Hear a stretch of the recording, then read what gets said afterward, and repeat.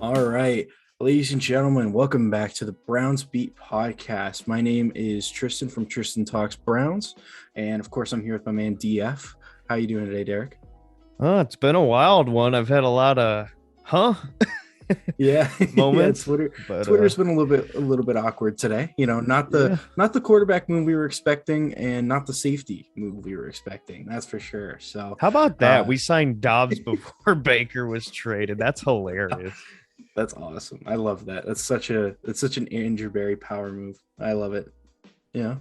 Definitely. but anyway, so I guess we should probably start off with the signing that first showed up today, which was the signing of Ronnie Harrison.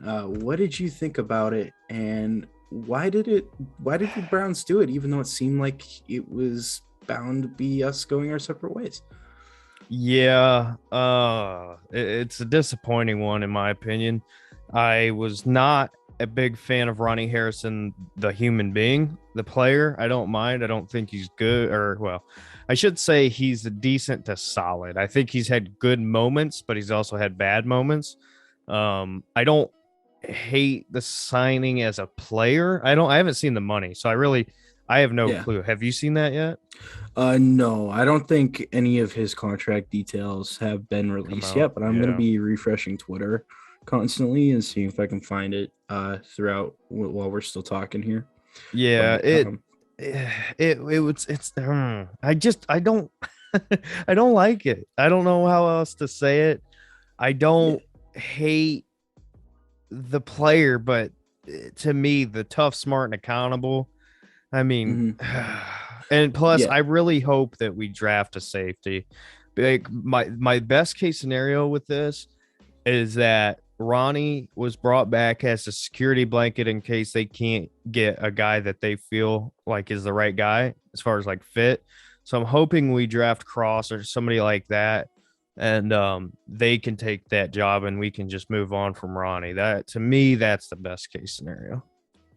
Yeah, well, I'm gonna be a little bit more optimistic than you, but but that's just me. Hey, do And whatever. I totally see it. You know, with Ronnie Harrison, last year he did struggle to find a role here.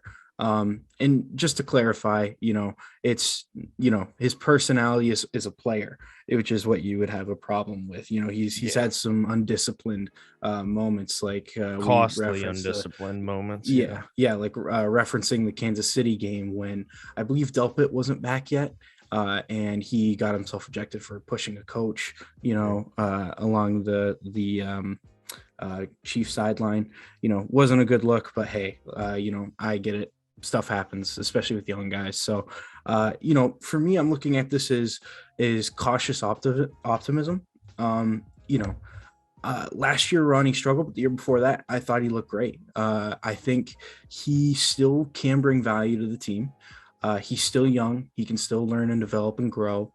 And he's, in my opinion, he's a good option if we're going to use him in the role that we would use Delpit or John Johnson. If either one of them went down injured, I like the signing from that perspective.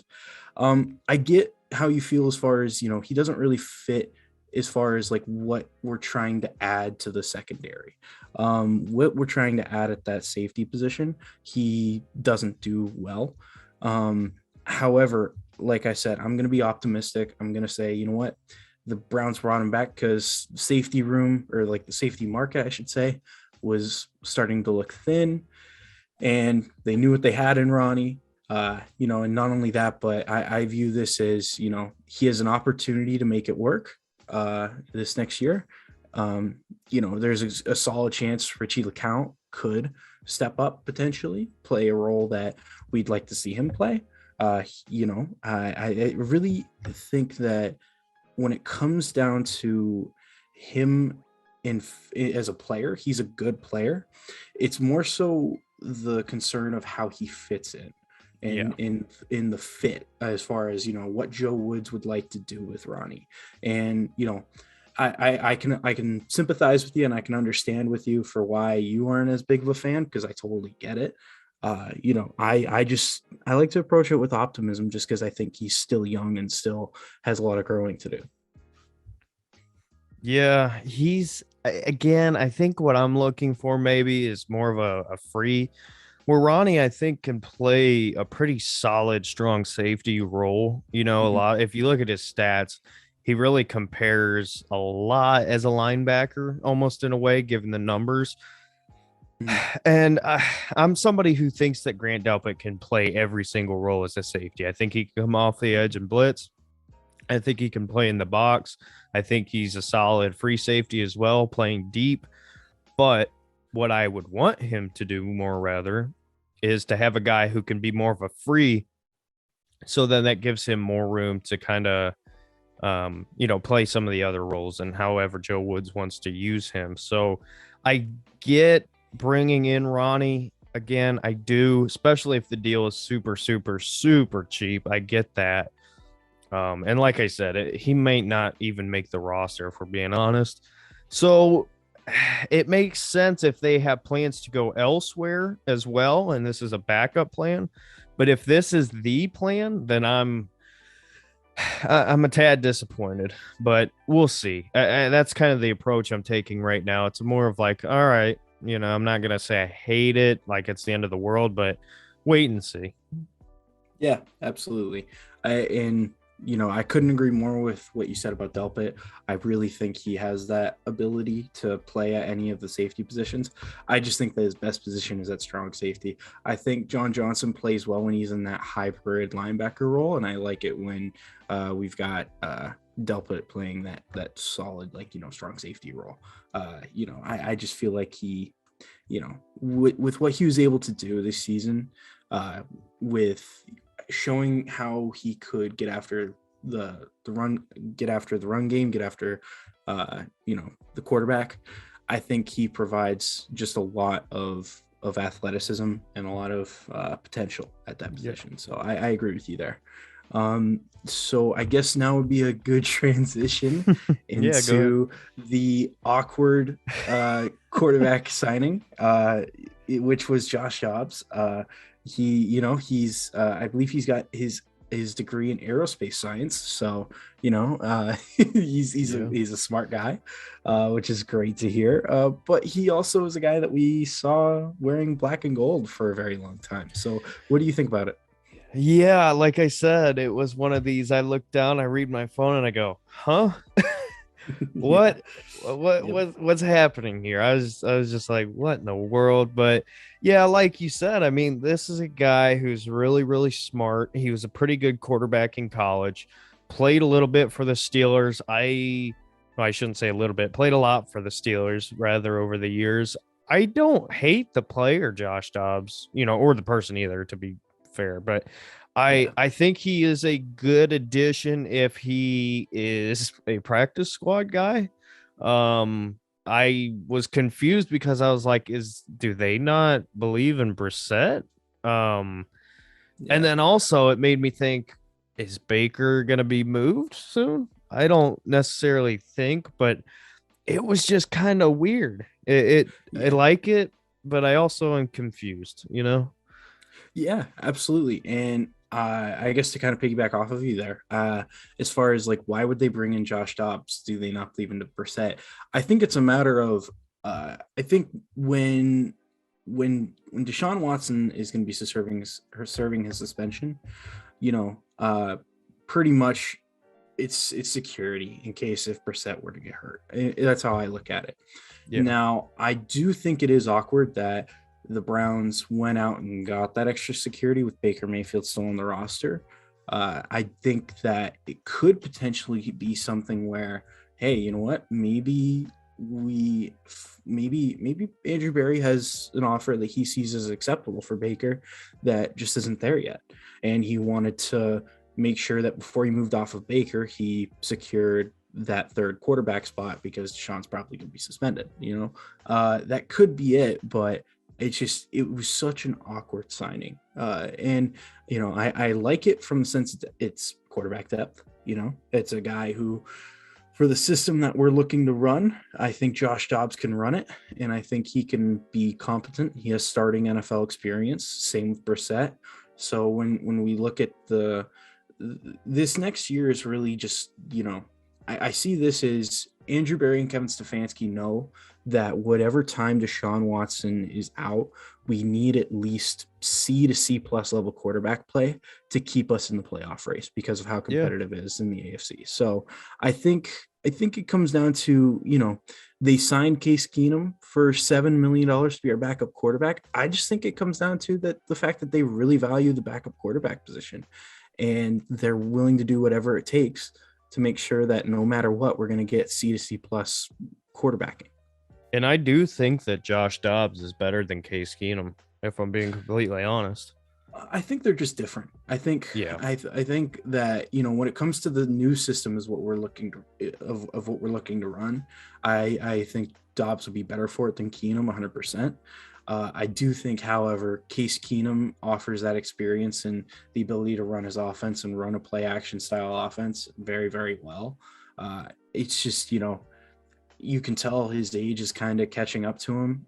He just doesn't have the arm strength, and it's just, I think it was for the money that he was at, it was necessary for us to move off of him. Mm-hmm. But yeah, it's just like, man, I saw a notification saying, so the Browns have a new QB from Ian Rappaport. I was like, what? I was so confused. And just clicked on, and Josh Dobbs, like, out of all the quarterback movement that was expecting to happen, was not expecting to get Josh Dobbs. But hey, I'm all here for it. I'm all here for it. So, yeah. But I guess now, so since there's no real like signings to talk about right now, we were thinking about going over all of the other all the other teams in the AFC North, talking about their moves, talking about what moves maybe scare us, maybe we're okay with letting happen. So I guess we could start off with the Pittsburgh Steelers here, and right off the bat, just looking at their additions, most recent additions are both Karl Joseph and Jannard Avery, two former Brownies. Yeah. So what do you think about that one? I'm not really scared about Karl Joseph, to be honest. I actually really, really liked him in Cleveland. I thought we should have extended him. Obviously, when I say extend, I don't mean a big deal or anything like that, but a guy to keep around, as a depth piece at that point, I thought would have been a good idea. But we moved on, and I forget. He went back with the Raiders, didn't do much as far as I know. Now he's with Pittsburgh. I think his hard-hitting style fits the Steelers so well. Not that I'm afraid of him, but Jannard Avery is the one that I'm like, oh, you've got to be kidding me, because Jannard Avery is a heck of a football player that nobody knows about. We saw that potential. We saw that the flashes of greatness. John Dorsey traded him away for Eric Murray. I don't like the Steelers getting Jannard Avery just because I really like what he is. And at the best, I mean, he could be a solid number 2 at the very worst. Pretty good rotational guy. Yeah, absolutely. We saw the flashes of Jannard Avery, and especially when you consider the fact that we failed to find somebody to find alongside Miles for like the long term. Jannard Avery, I thought at the time, especially, I thought that he was the guy to be across from Myles Garrett. That's just how highly I thought of him. I think he's going to go into Pittsburgh, and I think for what they're looking for, I think Jannard Avery is going to be solid for him. I don't know as though he's going to be, the level of guy that we saw here in Cleveland. I certainly hope not. But I think his style fits them, though. Coming off the edge of stand up D end. I think his style fits. Yeah, it'll be interesting to see how it fits there. Karl Joseph, for me, I know you said you're not as worried about him. Personally, I am. I think that what we saw with him in Cleveland, he's a really good hard-hitting safety, not great in coverage, but when you consider Pittsburgh at that position, they've got Terrell Edmonds, who's been, he's been kind of iffy. So that means this is somebody who can step in and be an upgrade for them. and who provides a threat for us to have to look out for. He's a hard hitter, and I'm not too happy that the Steelers got those two guys. I think that ultimately, odds are these guys are going to have minimal effects on winning and losing games, especially against the Cleveland Browns.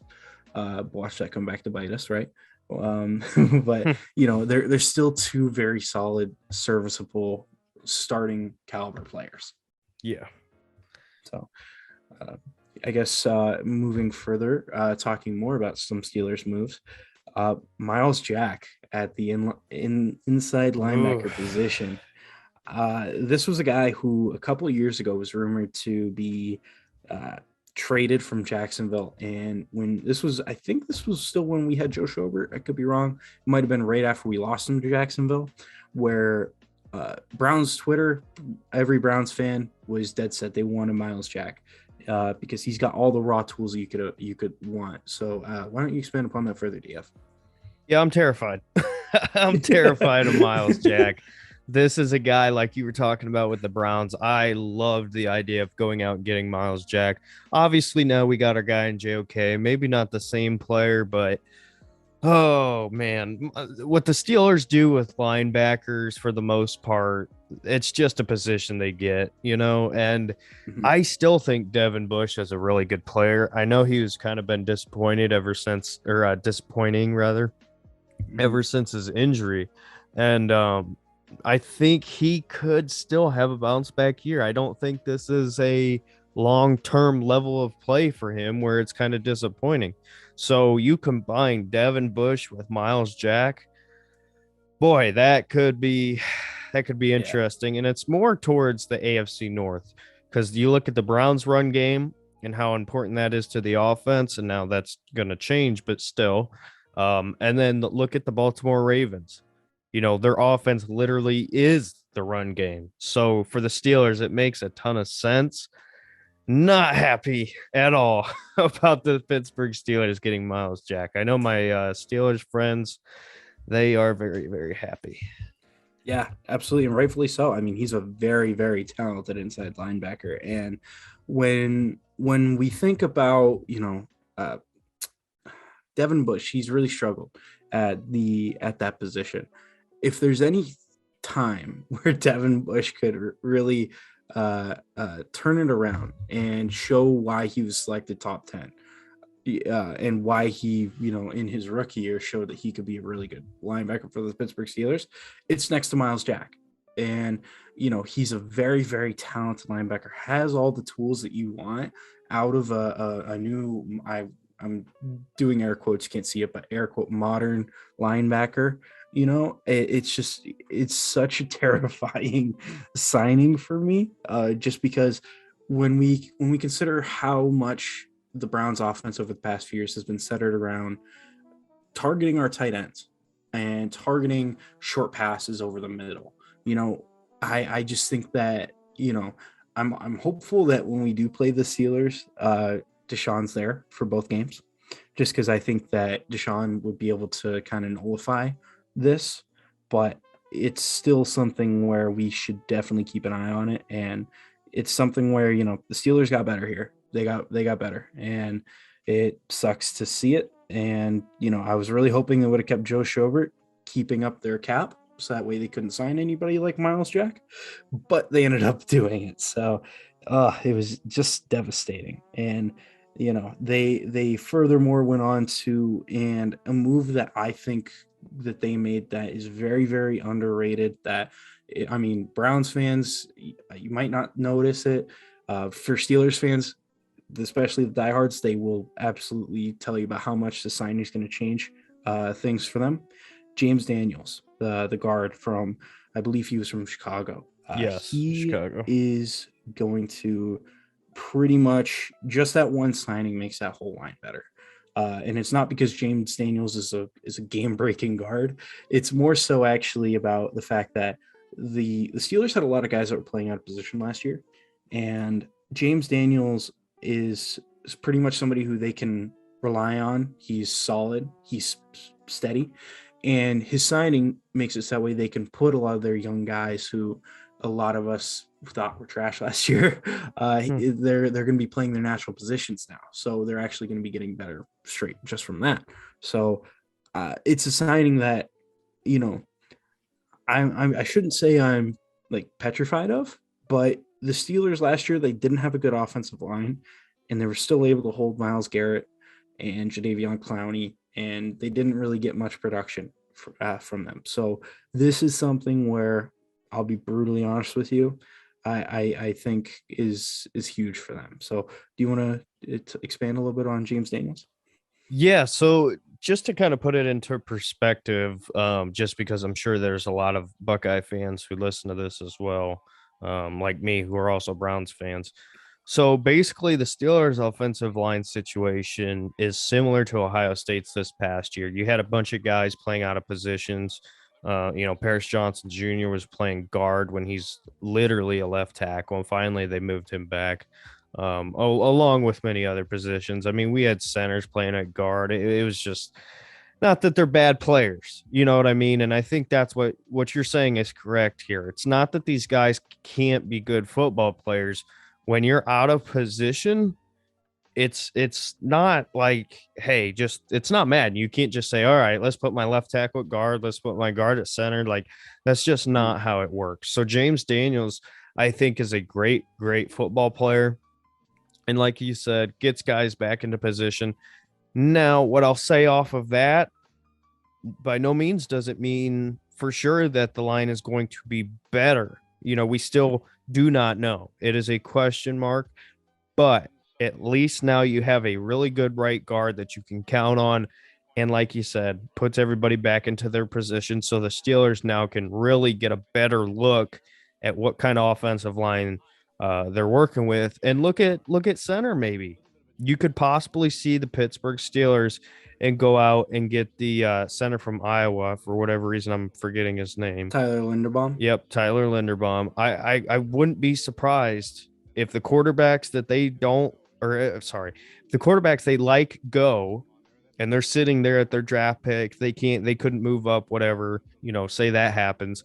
Wouldn't be surprised if Tyler Linderbaum's the pick. Then you're looking at Linderbaum, Daniels, and then the rest of that line fits in. So could be similar to what Andrew Berry did, going out getting Jedrick Wills and Jack Conklin in the same year. Style of impact there. We'll just have to wait and see.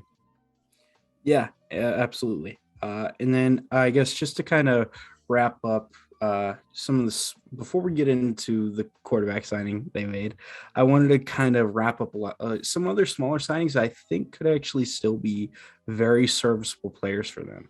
So we've got Akella Witherspoon and we got Levi Wallace, two depth corners, guys who, I know the Steelers corners last year did struggle, and with losing Joe Hayden, these two guys could potentially step up and start. You could see it. They both got experience doing that. Furthermore, Mason Cole, they signed him to play on the interior of their offensive line. Let's see, you got Marcus Allen. You got a couple of other players that they signed that, are certainly interesting. Are there any names that I just listed out that kind of stand out to you? One last thing. Go ahead. Gunnar Olszewski as well. Yeah. Gunnar Olszewski, wide receiver. Yeah. Yeah. The corner depth is very interesting because my best friend's a Steelers fan, and I can't remember the name of the guy. Norwood. That's who it is. Mm-hmm. He's very good, and I mean, he watches every single game. He said that dude is going to be a pretty good corner in the league. Doesn't mean he's going to be a lead or anything like that. And I trust my friend. I mean, he's not one of these Steelers fans who would just say things to say things. So I think the Steelers desperately need some corner help. That could be a position that they also go in the draft. But these two signings, like you said, solid depth pieces. I think, to me, that is a big impact because the way the Steelers defense is built, they're very aggressive, and in order to be aggressive and be successful, you have to count on your guys in coverage. They could with some guys, and other guys, it was just a giant mess. So I like that. I like those two signings for the Steelers. Again, not as like key guys, but as far as the valuable depth, I like those signings.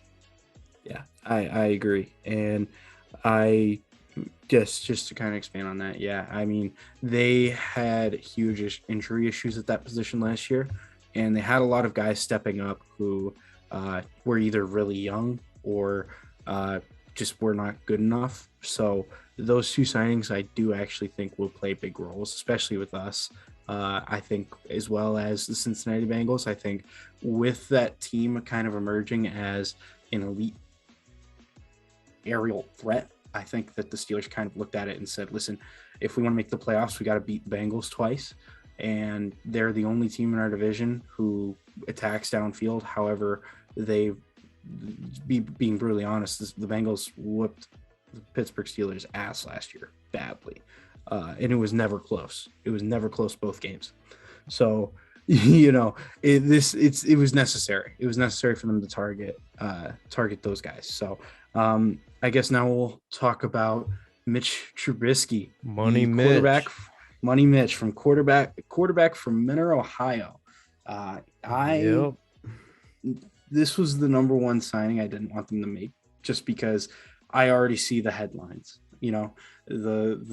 It's going from a quarterback who went to college in Ohio to a quarterback who was born in Ohio as their Yeah. franchise quarterbacks. And Mitch has a very good opportunity here to be the starting quarterback for Pittsburgh for a very long time. In my opinion, I think he's got all the raw tools, and I just really, I am a little bit worried about it. I think that he offers enough athleticism to have it be a problem for him in the run game, and I think he's talented enough with his arm to cause some damage if guys are open. I don't think he's a game-breaking quarterback per se, but for the talent that the Steelers have at the wide receiver position, and just the Steelers as they are, like as a team, as an organization, getting a serviceable quarterback is always scary when it's a team that knows what to do with those quarterbacks. Yeah, I think that this signing, it's kind of hard to put it into words how I feel because I'm not super afraid by any means, but I'm also not happy with it. I have Mhm. seen a couple Browns, I shouldn't say a couple, a few Browns fans who are like, oh, thank God they got Mitch. Ha ha ha. Well, it's like you said, it's not that Mitch Trubisky's necessarily a bad quarterback per se. It's just, has he been given a real opportunity? And there was the stories about the Bills and they being super high on him. And it was like, okay, are they trying to up value? But I don't think so. I think Mitch Trubisky still has a lot of talent. I think he is a lower to middle of the road quarterback. I think when I look at Mitch Trubisky, I see at the best a Jimmy Garoppolo, and that's no slight on him by any means. By any means, I think Jimmy G is a solid quarterback. But what you talked about with the Steelers' weapons, Najee Harris is going to be his best friend. He's an improvement from Ben as far as like the last year or two with Ben.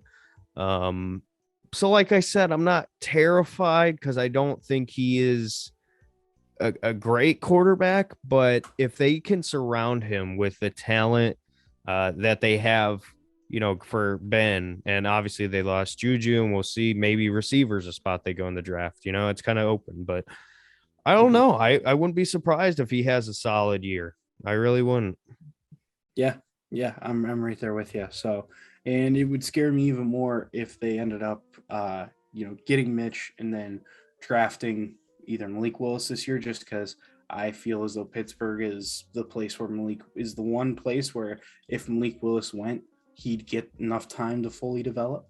So I think that Malik Willis in Pittsburgh would scare me. Yeah, that would be a Or disaster.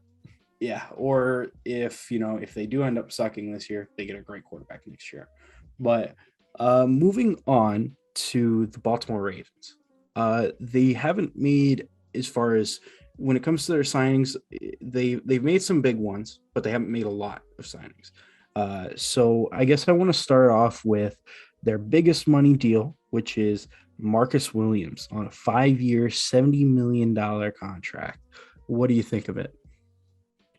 Yeah, I was kind of surprised in a way by this signing. I think that he's a good fit with them. I don't know. The Ravens are an interesting team, right? Where I really don't know what they are at this point, to be honest with you. Hmm.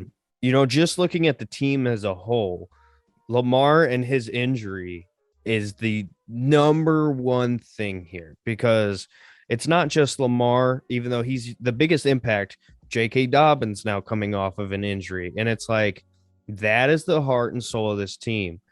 So I don't think the Ravens are gonna I really don't think they're gonna be good this year, to be honest with you. I know there's a lot of people really high on the Ravens. I don't see them being that good. The signing though, I like it. I think, like I said, it's a good fit, makes a ton of sense. I forget what the numbers were on that, but I guess 5 years, just 70 million. 5 years, 70 million. 3 years, 70 million. Five, Oh, five. five. Yeah. Yeah. So I mean, it makes a ton of sense for them. I think it's a good fit. I think as far as the Brown side of things, I'm not terrified, but Mhm. I'm not happy by any means. Yeah, no, Marcus Williams is a very quality free safety, and we talked earlier about Ronnie Harrison, the style of guy that we wanted to replace Ronnie Harrison. Obviously, we were never going to get a guy quite as good as Marcus Williams, but just because I don't think the money would have worked out, but I think that that would be the type of guy we'd be looking for, a guy who's good in coverage, and I just think that you know with Baltimore, getting all their corners back and healthy, their safety positions, I can't Yeah. remember that strong safety to save my life, but he's solid. Yeah. Uh, the free safety position was the one where if you're going to upgrade it, you're going to upgrade it big time. They had Earl Thomas in there a while back, and they were hoping he was going to be that guy at that position for them, and he just wasn't. This to me is that guy at that position for him. And so it's one of those where, it's a needle mover for me, but it's not something where it's a signing or a trade that's going to change the whole course of your season. Yeah. I You know, forgot to say, just real quick, I forgot to say, just repeating what you said there, him coming to the Ravens, what scares me the most, again, is the corners. Because if you can help Marlon Humphrey and Marcus Peters, that's not a good thing. Those are two no, very, very good starting quarterbacks, cornerbacks. I think it's the cornerbacks in the you're good. NFL. So yeah, having that addition to Marcus Williams, um, I think that's going to help them a lot more than people think. So yeah, again, not terrified, but still not happy. Yeah, I'm right there with you. And then I guess transitioning from Marcus Williams, we'll go to the other bigger defensive signing that they made. Michael Pierce, D tackle, 3 years, $16.5 million. When we look at how the D tackle market is kind of shaped out, there's a lot of guys that the Browns would have been interested in that are going for that number, 3 years, $15 million range, give or take a few million either side, and so this signing, it's something where it's like, I feel like if Andrew Berry valued the position more, it could have been a guy that we could have got. But I'm not sure. I'm not sure how I feel about it, but I want to hear your thoughts, DF. I actually do not like the signing at all for the rest of the AFC North. I think Pierce, I like him more than a lot of people. And that's not to say that people don't like him, but I think he's way better than people give him credit for. I don't like this signing at all. Now, Calais Campbell, I will say, was a very underrated, really good signing by the Baltimore Ravens. I look at this almost in the same light of a guy who maybe gets overlooked in a sense.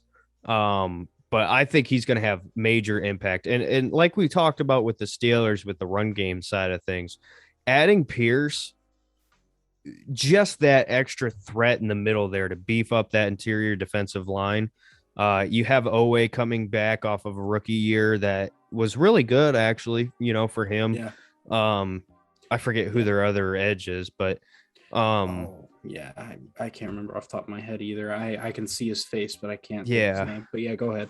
But Derek Wolf, I know they had him. I don't know Yeah. if he's still under contract, but I thought he was hurt last year. I don't think we saw yeah, him much last year. Who was he the guy played a that we little saw? bit, but I'm trying to think about the guy's name. It's such Justin a big, Metabuke. That's yes. that was the other D tackle that they had, and that's Oh, what I forgot to say here. I'm sorry, I've been talking so much. My train of thought is getting off the rails you're tonight, all good. but Yeah, you're all good. I think Metabuke. I think of him honestly. It's kind of crazy, similar to Pierce in the sense of both really, really good guys, really, really good players who are underrated. I think Metabuke, people are gonna start catching on to him within the next couple years. The dude, I think, is a stud. I really liked him coming out. Disappointed that the Ravens got him, obviously, but you combine him with Pierce with Owe, and again, whoever their other D end is, who we forget. Mm-hmm. I hate this signing. I hate it. Love it for them, hate it for us. Yeah. Yeah, that's a very, very good way to put it. And then moving on to a signing that I was a bit confused by. Morgan Moses, right tackle, 3 years, 15 million. The reason why I'm confused by it was because just last offseason they signed, what was the guy's name out of Denver? Juwan James, was it? Yeah, that sounds right. Yeah, so they signed him last offseason, and for backstory, right? Because Juwan James, I think he only played maybe one game for them, one or two games at the very, very end of the season. He had essentially Denver released him after he got injured during offseason workouts, and I guess the way that the league and the CBA has it set up is if you get injured in the offseason and you're not on team facilities or team grounds, then the player can get cut and essentially not get his money.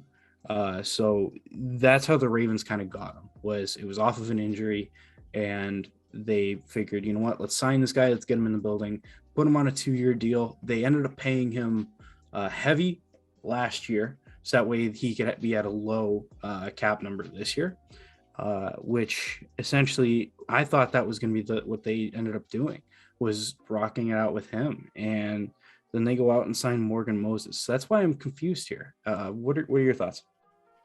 Yeah, I was a bit confused too. I like Juwan James. I think that he is a pretty solid tackle. I wouldn't put him in the good range, but when we talk about that kind of mid to upper tier, I thought he was good. I didn't like that signing last year for obviously the AFC North, but for them, I thought it was good. Morgan Moses is kind of interesting. I think it's kind of complicated because did they bring him in to compete, or is he for sure the starter? That would be my question. And that's why I was a bit confused, like you said. Well, yeah, and especially because at 3 years, $15 million, like, I'd hope he'd be starting. Yeah. I don't like that term and figure at a guy like at his age to be a guy that isn't gonna start definitively. So, that signing really just kind of threw me off. And then just to kind of wrap up, the Bengals, they also brought back Pat Ricard, the fullback, who, he's just a unicorn. And they also earlier, I believe it was earlier today, I think it was right after we brought Ronnie Harrison back, they signed Josh Bynes, inside linebacker. And then let's see here. I guess moving on to the Cincinnati Bengals, a team that quite clearly needed to do some work on their offensive line. And boy, oh boy, they did that. It was a very interesting, I guess, timeline of events. It was the very day that free agency opened. The tweet came out. Schefter said, "Free agency is now started." And then 2 seconds later, he puts out Alex Kappa, signs a 4-year, $35 million contract with Cincinnati. What do you think about Alex Kappa to the Bengals? Yeah, talking about rebuilding this offensive line. This was something that we talked about, maybe not us, but Mm-hmm. Browns fans in general was like, hey, why would they go for Jamar Chase? There's obviously that connection, but Penei Sewell is this great tackle. You're trying to build this offensive line. They obviously go out and get Jamar Chase, but now we talk about Lael Collins, Kappa. I mean, I think it's a good signing. Why can't I remember? I am all over the place today. Left tackle, played for Bama. Why can't I remember his name? Are you talking about ours, Jedrick Wills? Or No. For the Bengals. Jonah Williams. Yeah, Jonah Williams. So when you look at the offensive line now, Jonah Williams, Lael Collins, you had Kappa. They're still building it. I don't know why. This is just kind of a random comment. Why do the Bengals draft or pick up the worst of the worst Ohio State linemen? Michael Jordan, Billy Price. Like, not that they were bad in college, but in the NFL, I mean, those are guys that I didn't think would be good, and they always get them. Yeah. I don't know. I think honestly, Cincinnati, year after year, they do some just weird moves. They just make weird moves like year after year.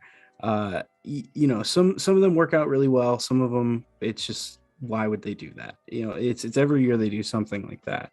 And, with how they draft, the way they draft, it's weird. They draft guys who it's like, I would say like they drafted a guy in the early third who would have been a great pick in like the late fourth. Like that's like what I view how they kind of draft. They draft weird, obscure guys. Sometimes they end up hitting home runs. They do. But for me, it's just the trend that I noticed. And then I guess moving on to the other offensive line spot before we get to the big addition at right tackle, Ted Karras, 3 years, $18 million. He's a center. And I honestly, like, for me personally, center is not a position that I see and I say, wow, like that you need a Pro Bowler at it, even though we've been kind of blessed with JC Treader, so what are your thoughts? Yeah, not a huge fan of him, to be honest with you. I mean, I also don't know a ton about him. So I can't say I've watched a lot of him, but I wasn't super high on this. I was saying look at the Bengals also for a Tyler Linderbaum spot. Mm-hmm. Now, I still think that's a possibility. But at this point, it seems like the Bengals are just looking at, all right, let's just go out, spend a ton of money on the offensive line. And then I think in the draft, you're going to see the same thing when it comes to center, guard. The tackles are now set with Jonah and Leo Collins. I know we'll talk about him in a minute, but the interior of both guard spots and center, obviously they've gone out and signed guys, but I still wouldn't be surprised if in the draft they go ahead and they bring some guys in, just at the very least, hey, take a flyer on a guy and maybe he can turn out. But yeah, I don't hate the signing. I think for them, it's like I said, it's more of a, hey, let's throw money and try to rebuild this offensive line. Yeah, well, when your offensive line is not good at all, one of the worst in the league, getting guys who would get you to middle of the pack offensive line, they do wonders for you. And then I guess that kind of leads us into right tackle Lael Collins signing to the Cincinnati Bengals after getting released by the Dallas Cowboys. 3 years, $21 million. What do you think about Lael? Yeah, I was really hoping they weren't going to get him. Yeah. But he ends up going to Cincinnati. I think Lael Collins is a very, very, very good player. Very good right tackle. Always been playing at a high level for the Cowboys for a long time. And the issue is really just injury. And, and with Dak Prescott's contract, it was like, all right, well, it kind of makes sense to To move on and get, I guess, kind of the same thing with Amari Cooper. It's like you'd like to keep a guy like that. He's been a really good player for you, but it's the reality. You got to move on from guys. But for the Bengals, like I said a couple times now, Jonah Williams, La'el Collins, I think that's a solid rebuild there at your tackle spots. Obviously, Jonah's been there, but he's been dealing with injury as well. So another season of him getting more experience. I think that's it's almost like with Delpit. We've seen Grant Delpit, but at the same time, you got to remember he's still new. He's still getting up to speed. So I hated it for us. I Yeah. loved it for them. Hated it for us. Yeah, absolutely. And another signing that I absolutely hated for us was them retaining BJ Hill, defensive tackle. They ended up extending him 3 years, $30 million. And when you talk about a guy that the Browns that would have helped out with the Browns in their deficiencies in the run game at that D tackle spot, BJ Hill, for me, if Akeem Hicks didn't exist in the free agent market, BJ Hill was my number one. So this was such a devastating signing just because he's been so good for them. But BJ Hill, I guess how devastating is it for you, the fact that Cincinnati was able to retain him? Not good at all. BJ Hill was on my list. Like you said, Akeem Hicks. I like DJ Jones. There's a couple others, and obviously, we still have those options out there available for us, but for the Bengals retaining BJ Hill, they're losing Larry Ogunjoby, who is still available after he failed a physical with the Bears. So that could mean that he's going to have to sit out, because if he can't pass a physical, he might end up with the Bengals again. I mean, it sounds crazy, but it's not. But yeah, BJ Hill, great player. And anytime your rivals can keep great players, it sucks for you. So that's kind of my thoughts. Yeah, absolutely. And then wrapping up the Cincinnati Bengals, I guess a couple of other players I want to talk about. Two signings that I personally am not, the happiest that they did. Well, one I am. Eli Apple. He sucks. I'll be brutal. I don't like Eli Apple at all. I think that Bengals fans that say he's been good for them, I appreciate your loyalty. Eli Apple is not good in any stretch of the imagination. He might have had spurts last year where he wasn't thrown at, but he's not good. I think as like a third or fourth corner, like boundary corner, I think he's good. But as a number 2 corner, no, he can't exist on your team in that number 2 spot. And then the signing, I am actually a little bit more worried about Hayden Hurst, tight end. He's kind of bounced around a little bit around the league. He obviously got drafted in Baltimore, which Baltimore ended up drafting even better tight end later in the draft in Mark Andrews. And then they shipped him off to Atlanta after we got Austin Hooper. And then he's found his way back to Cincinnati after Cincinnati was unable to bring back CJ Uzama. So, Hayden Hurst is a guy who, he's a very, very good run blocker. And I think he has a lot of very admirable traits out of a tight end. And I think that for the role that they're going to have him play, I personally think that was a great pickup for them. Sucks for us, but great for them. So what are your thoughts? I'll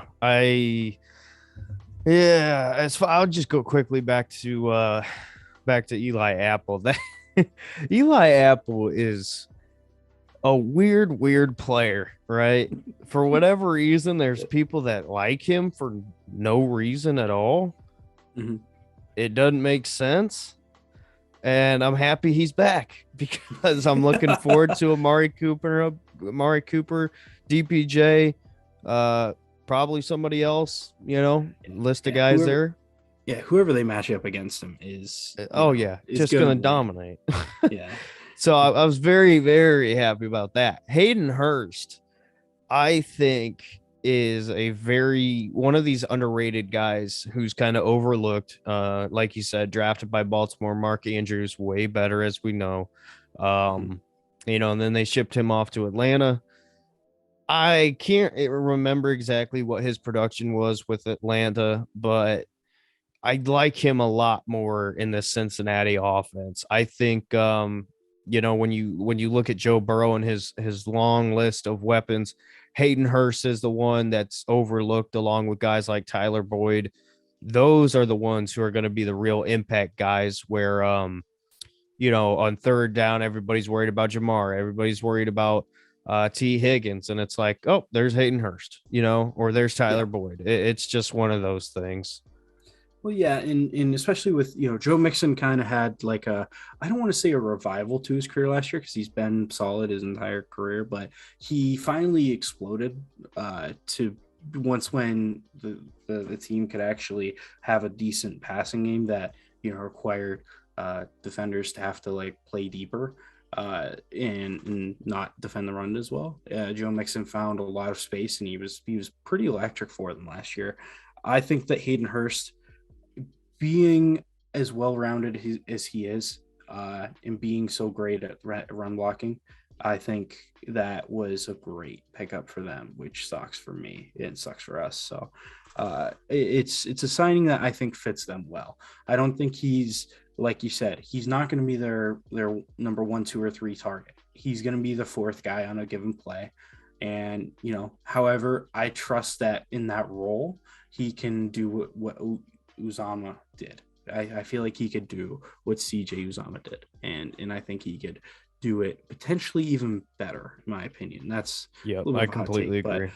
But for the traits that he has and what that offense needs, I think he brings he brings another component to the offense to have to worry about. So it's definitely a very, very interesting and good signing for them. So yeah, but, I think CJ, like you were kind of getting at there, I think CJ was kind of a product of the players around him, which is why I think this Hayden Hurst signing is very underrated.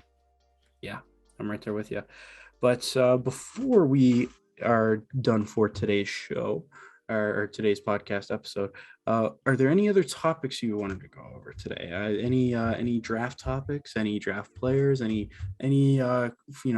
look out for this guy on the free agent market or this position for the Browns? Let's bring it back to the Browns at the very end here and talk about what do you want to see the Browns do moving forward here, whether it be free agency or the draft. Yeah, so I wish we had time to get into the draft stuff. That'll probably be the focus of our next episode. Absolutely. But as far as ending this up with the Browns, I would say just because the Browns have made a couple moves, I wonder if that almost means that they're kind of kicking things into gear here again. Now that we've hit that kind of second to third, fourth, whatever wave of free agency, I'd say pay attention to D tackle. Just because I'm looking at, hey, who's going to be the guy that signs the 1-year prove it deal that comes to Cleveland, and that's where I would be looking. So I'll wrap that up with that. Yep. I'm manifesting obviously Clowney. I'm looking at Keem Hicks, and I'm hoping for Will Fuller. If we can sign those 3 guys, I'll feel really good about us going into the draft. So, yeah, absolutely. So do you want to take us out, DF? Yep. So with that being said, everybody, thanks for watching. Go ahead and give us a comment, tell us what you think. If you really like it, give us a subscribe.